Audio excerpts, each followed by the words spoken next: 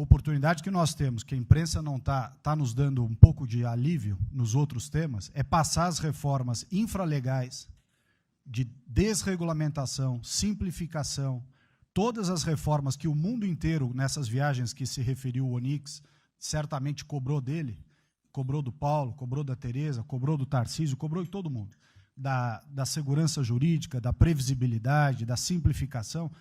Essa grande parte dessa matéria, ela se dá em portarias e normas dos ministérios que aqui estão, inclusive o de meio ambiente, e que são muito difíceis, e nesse aspecto acho que o meio ambiente é o mais difícil de passar qualquer mudança infralegal em termos de instrução normativa e portaria, porque tudo que a gente faz é pau no judiciário, no dia seguinte.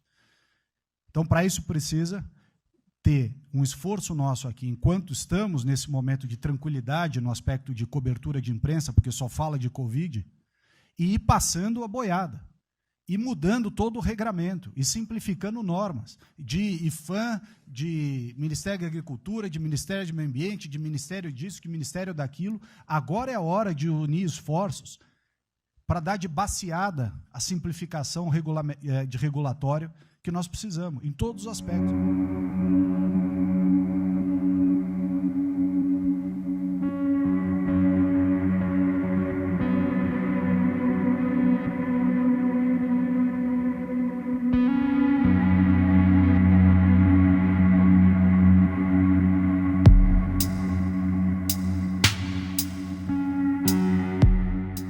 O projeto de lei 2633 de 2020, ele vem em substituição à medida provisória 910, que é a medida provisória da grilagem de terra. Nós temos que ficar muito atento agora nesse debate, nessa discussão, porque ele traz uma nova roupagem.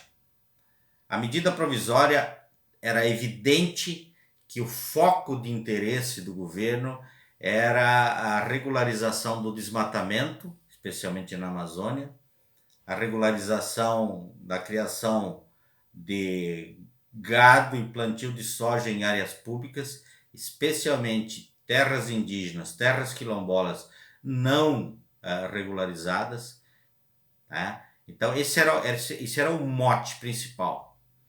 Agora, para poder aprovar a lei, eles trazem uma nova roupagem. Eles dizem o seguinte: essa lei vem para beneficiar o pequeno ocupante, o pequeno poceiro, aquele que está lá há muitos anos em seu lote e não consegue produzir porque não tem financiamento, uma vez que a sua terra não tem título. Ele não é proprietário efetivo da terra. Então eles usam agora o argumento do pequeno, né, do pobre agricultor, daquele que está nas margens de rios, né, vivendo ali há muitos anos, há décadas, e utilizam essa imagem para manter a sua perspectiva de devastação e depredação das áreas ambientais, áreas indígenas, áreas quilombolas e áreas de todas as comunidades originárias e tradicionais no Brasil. Né? Então, eles agora, para convencer a opinião pública, a mídia, de que o projeto é necessário, eles trazem essa nova roupagem. Quando, na prática, nós sabemos que o pequeno assentado, esse, não vai ter nenhum acesso a financiamento público, porque não há vontade política, não há vontade econômica. A perspectiva é de que os títulos regularizados dos pequenos serão automaticamente transferidos para os grandes proprietários e desmatadores de terra na Amazônia. Eles vão esquentar, na verdade, os títulos, porque não vão ter condição de produzir na terra e em seguida vão repassar. Além disso, vão servir de mão de obra para o desmatamento. Né? Então, é bem grave o que está acontecendo no Brasil. Né? É uma espécie de um novo ciclo, mas que o eixo central é a devastação do patrimônio público.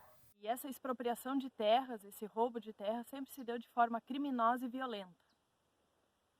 Nos últimos 500 anos, né, a gente sabe que isso faz parte da nossa história no Brasil. E que tem sido a base, inclusive, para toda a exploração que acontece em nosso continente, né, por parte dos outros países que vêm aqui em nosso continente para roubar nossas riquezas, nosso minério, nossa água, nossa biodiversidade e explorar o nosso povo. Agora, em pleno governo Bolsonaro, né, ele e os seus comparsas querem aprovar uma lei, MP 2633, né, um projeto de lei, na verdade, que legaliza essa violência, né, contra os nossos territórios.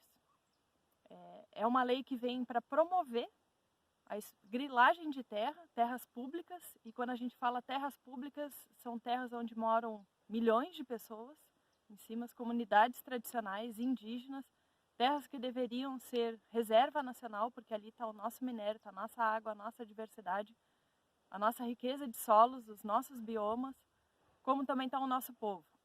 Não são áreas vazias, são áreas que têm comunidades inteiras que moram nessas áreas há séculos e que preservam esse lugar.